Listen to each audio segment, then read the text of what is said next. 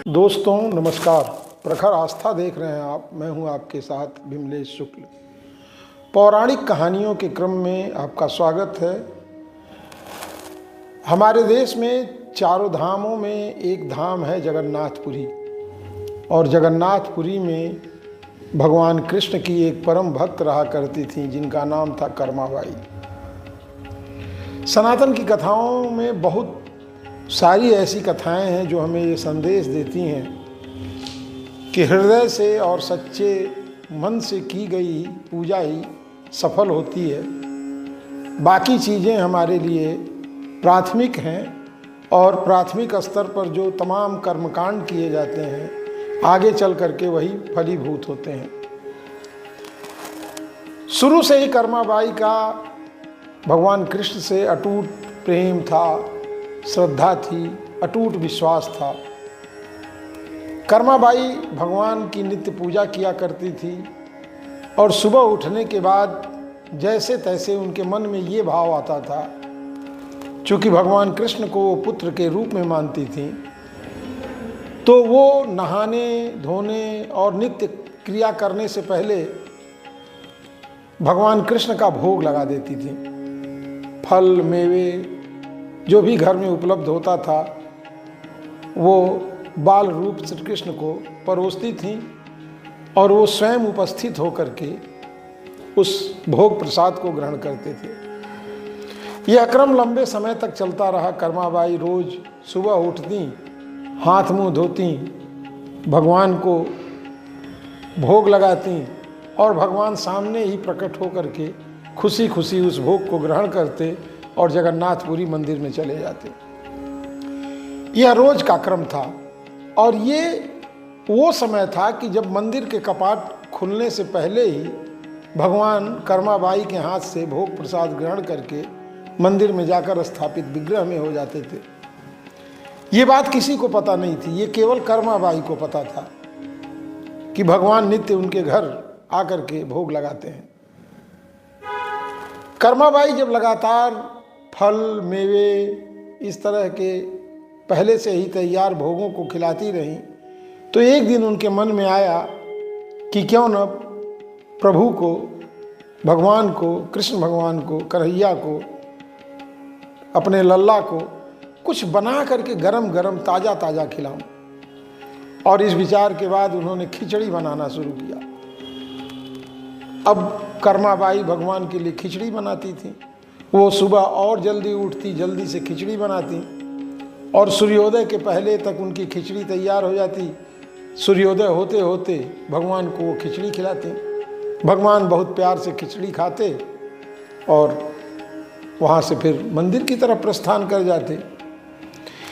इसी बीच एक दिन महात्मा जी आए, तो कर्माबाई की दिनचर्या के बारे में उनको जानकारी मिली। हालांकि महात्मा जी को पता नहीं था कि भगवान कृष्ण स्वयं उपस्थित होकर के यहाँ भोग लगाते हैं। तो महात्मा जी ने कहा कि ये सुबह सुबह माँ खिचड़ी आप बना रही हैं। तो कर्माबाई ने कहा, हाँ, कन्हैया को भोग लगाना है, भगवान को भोग लगाना है, खिचड़ी बना रही हूँ। तो महात्मा जी ने कहा कि आप खिचड़ी इस तरह से बना रही हैं, बिना नहाए धोए, बिना पवित्रता के, बिना शुचिता के। तो उन्होंने उपाय बताया कि सुबह नहाइए, ध्यान पूजा कीजिए, उसके बाद तब भोग बनाइए और फिर भगवान को खिलाइए। तो श्रद्धा में ओतप्रोत कर्माबाई को लगा, अरे मुझसे तो बड़ी भूल होती रही, मैं तो गलत तरीके से अब तक भगवान का भोग लगाती रही। तो कर्माबाई ने अब सुबह उठ करके नहाना धोना, घर की साफ सफाई करना, फिर थोड़ी देर पूजा करना, उसके बाद भोग बनाना शुरू किया।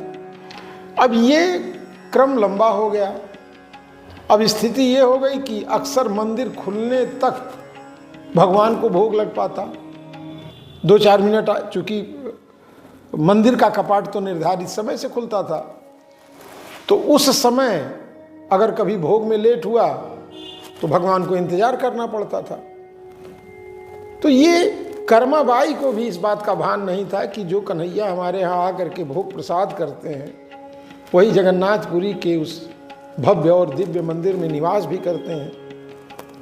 हालांकि जब भगवान को खिचड़ी का भोग लगाती तो जल्दी जल्दी ठंडा करने के लिए वो पंखा भी जलती। अब उनको क्या पता था कि पूरे ब्रह्मांड को मुख में रखने वाले कन्हैया के लिए गर्म और क्या सर्द क्या, उनके लिए तो प्रेम ही है। भक्त के प्रेम में ही सारा कुछ उनका निहित है। भगत के बस में है भगवान, तो भगवान तो भक्तों के बस में होते हैं। तो ये क्रम चलता रहा। अब एक दिन की बात है कि कर्माबाई को खिचड़ी बनाने में कुछ, हालांकि भगवान को वो खिचड़ी बड़ी प्रिय थी और उसके पहले जगन्नाथपुरी में 56 भोग बनते हैं, लेकिन खिचड़ी का भोग नहीं लगता था। और ये खिचड़ी केवल कर्माबाई बनाती थी और भगवान स्वयं इसको ग्रहण करते थे। तो ये वहाँ के पुजारियों को भी नहीं पता था। एक दिन की बात है कि कर्माबाई को कुछ थोड़ा और विलंब हो गया। सब पूजा संध्या स्नान ध्यान करने के बाद उन्होंने जल्दी जल्दी खिचड़ी बनाई। भगवान वहाँ बैठ के इंतजार कर रहे थे कि कर्माबाई कब भोग लगाएं, मैं प्रसाद ग्रहण करूं और मंदिर चलूं। तो उन्होंने जल्दी जल्दी भोग लगाया, भगवान को परोसा। भगवान ने खिचड़ी खाई, लेकिन उनको लग रहा था कि कपाट खुलने का समय आ गया है। तो मुंह में खिचड़ी लपेटे ही भगवान भगे और कर्माबाई के आंखों से ओझल हो गए और वहां जाकर के मंदिर के विग्रह में स्थापित हो गए। जब मंदिर के विग्रह में स्थापित हुए तो मुंह पे लगी हुई वो खिचड़ी उनके मुंह पर ही लगी रह गई। सुबह जब मंदिर का कपाट खुला, पुजारी पहुंचे और उन्होंने वस्त्र बदलना शुरू किया और सब खोड़सोपचार शुरू किया, तो उन्होंने देखा कि भगवान के मुंह पे खिचड़ी लगी है। तो अब ये चिंता का विषय हो गया कि रात में तो हम लोगों ने भोग लगाया खिचड़ी का, लेकिन खिचड़ी कहाँ से लगी। तो धीरे धीरे ये बात सबको पता चली कि अरे भगवान तो स्वयं कर्माबाई के यहाँ जा करके खिचड़ी का भोग लगाते हैं। और उसके बाद मंदिर के पुजारियों ने कर्माबाई के पास पहुँच करके उनके पैरों में गिर करके माफ़ी में उन्होंने कहा, माँ इतने दिनों से हम लोग भक्ति करते रहे, लेकिन प्रभु ने हमें कभी इस तरह का दर्शन नहीं दिया। आप कितनी धन्य हो माँ कि आपके हाथों से बनी हुई रोज खिचड़ी जगन्नाथ जी खाते रहे और किसी को कानो कान ये खबर भी नहीं चली। खैर उसके बाद से जगन्नाथपुरी में सुबह भोग के रूप में खिचड़ी भी बनने लगी और भगवान को खिचड़ी का भोग लगाया जाने लगा। पौराणिक कहानियों में कहानी आपको कैसी लगी हमें कमेंट बॉक्स में बताइएगा।